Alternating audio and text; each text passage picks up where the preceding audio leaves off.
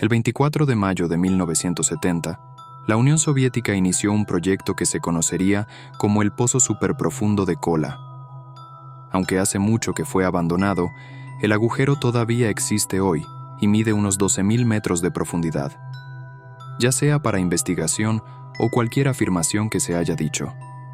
El Pozo de Kola no es la única vez que Rusia excavó más de lo que debería, y todavía hoy se pueden encontrar varios agujeros desprotegidos en el desolado desierto ruso. El mayor error de mi vida es caer por uno de estos hoyos. Hace un año, mi trabajo me llevó a un pequeño pueblo pesquero ruso situado en Siberia. Es un lugar diminuto poblado por no más de 200 personas, la mayoría pescadores o cazadores. No era la primera vez que ser científico me metía en situaciones extrañas. Soy geólogo, lo cual no es importante para el propósito de esta historia, pero tengo experiencia en operaciones de búsqueda y rescate en los Estados Unidos. Mis conocimientos del idioma ruso no eran nada satisfactorios, y teniendo en cuenta que solo 2 personas además de mi equipo hablaban inglés en el pueblo, era un desafío, por decirlo menos. Sin embargo, con el espíritu adecuado y la voluntad de compartir una botella de vodka, eran algunas de las personas más amigables que había conocido en toda mi vida. Disfruté especialmente de la compañía del único oficial policía del pueblo, Vadim, que hablaba al menos un nivel básico de inglés. Su trabajo consistía principalmente en acompañar a las personas a casa después de haber bebido demasiado, aunque a menudo participaba en la bebida en lugar de detenerla. No hace falta decir que rápidamente nos hicimos buenos amigos. Más bien nos divertimos en un mundo tan extraño, aislado de la civilización. Al menos lo hicimos hasta el 9º mes de nuestro despliegue. Una de las hijas de 7 años del local había desaparecido. Su nombre era Daria y había estado jugando con sus amigos alrededor de un viejo edificio abandonado que se creía que era un silo de la era soviética. Toda la estructura había estado cerrada durante casi 40 años y olvidada, pero a los niños les encantaba pasar el rato en la zona. Ese día en particular, el silo estaba abierto. Las puertas estaban rotas, lo que reveló una gran sala llena de equipos antiguos y un gran y oscuro agujero en el centro. El agujero medía unos 50 pies de diámetro y se desconocía la profundidad. Había una plataforma elevadora básica en el centro del agujero, como algo usado para descender minas. Todo lo que se podía ver era una oscuridad infinita que se adentraba en el abismo. Daria había caído en él. Inmediatamente supe en mi corazón que la caída la había matado. Una caída tan profunda, incluso si el fondo fuera un charco de agua, sería letal. Los otros niños insistieron en que Daria había pedido ayuda después de caer en el agujero, lo que dio falsas esperanzas a la aterrorizada madre.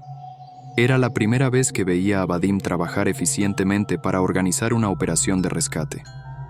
Pedir ayuda oficial tan lejos era una tarea desesperada, incluso si enviaran ayuda llegarían demasiado tarde. Como tenía algo de experiencia en ese campo, además de primeros auxilios básicos, me ofrecí como voluntario, al igual que uno de mis colegas, Stanley.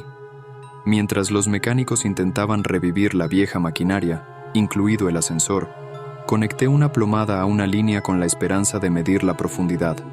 La línea no era lo suficientemente larga para determinar dónde estaba el fondo, a pesar de que las cuerdas más largas combinadas medían casi 300 metros.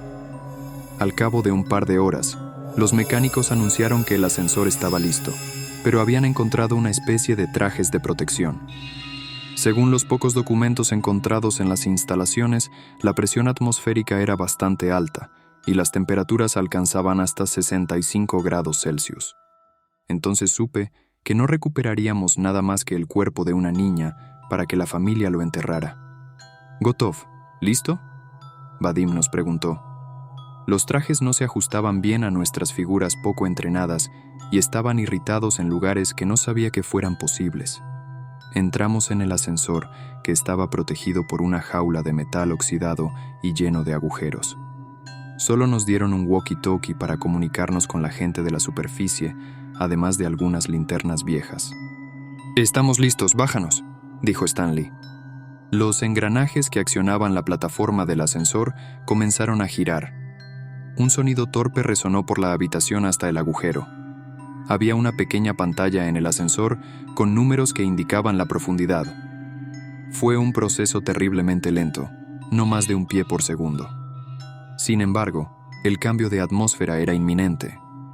Descendimos. 30 metros. La oscuridad ya nos había envuelto. Las débiles linternas que llevábamos apenas nos proporcionaban consuelo. Si crees que esto está oscuro, espera hasta que veas el invierno en el pueblo, dijo Vadim con su habitual humor aburrido. Stanley y yo fingimos una risa. ¿Podrías comprobar si la radio funciona, Vadim?, yo pregunté. Funciona, no te preocupes, él respondió. 150 metros. El walkie sonó por primera vez desde nuestro descenso hace casi 10 minutos. El ruso pesaba y la estática lo hacía incomprensible para un novato como yo. ¿Qué fue eso, Vadim?, yo pregunté. Oh, solo preguntan qué tan profundos estamos. ¿No deberíamos poder oírlos hablar? Estamos solo a 150 metros de profundidad, preguntó Stanley. Sí, hay algo extraño aquí, dijo Vadim. Aparte del zumbido eléctrico del antiguo ascensor y el sonido de Stanley moviendo nerviosamente su peso, no podíamos oír el parloteo de la gente justo encima de nosotros. Muy extraño, Vadim murmuró para sí mismo. Algo en Vadim parecía extraño. Nunca antes lo había visto tan preocupado. Chicos, ¿hace mucho calor aquí o soy solo yo? Sí, ya estoy sudando a mares. Yo respondí. 300 metros. ¡Ayuda! Una voz suave gritó desde las profundidades. ¿Escucharon?, yo pregunté. ¿Escuchar qué? Alguien pidió ayuda desde abajo. No oigo nada. Me llevé un dedo a los labios pidiendo silencio mientras escuchaba atentamente. Entonces escuché la voz nuevamente. ¡Ayuda! La misma voz, pero un poco más fuerte. ¡Allí estaba otra vez! Sí, lo escuché, dijo Vadim. Espera, ¿pidieron ayuda? Sí. ¿Tú también lo escuchaste? Por supuesto, pero fue en inglés. No era demasiado inusual que los niños aprendieran 1 o 2 palabras en inglés durante nuestra visita, pero esto no era eso. No tenía sentido que una niña supiera esa palabra, no en un pequeño pueblo siberiano. Vadim pidió la voz, pero nadie respondió. Maldita sea. ¿Podemos hacer que esto vaya más rápido? 1200 metros. Había pasado más de 1 hora y aún no podíamos ver el fondo. Había pasado bastante tiempo desde que escuchamos la voz y había desarrollado un dolor de cabeza punzante por el calor. Si alguien realmente hubiera llamado desde abajo, ya deberíamos haber llegado allí. Chicos, veo luz, anunció Vadim. ¿De qué estás hablando? Luz en el fondo, mira. Saltó frenéticamente arriba y abajo mientras señalaba hacia la oscuridad de abajo. No hay nada ahí, Vadim, dijo Stanley. ¿Cómo no puedes verlo? Es tan brillante. Miré a Stanley confundida.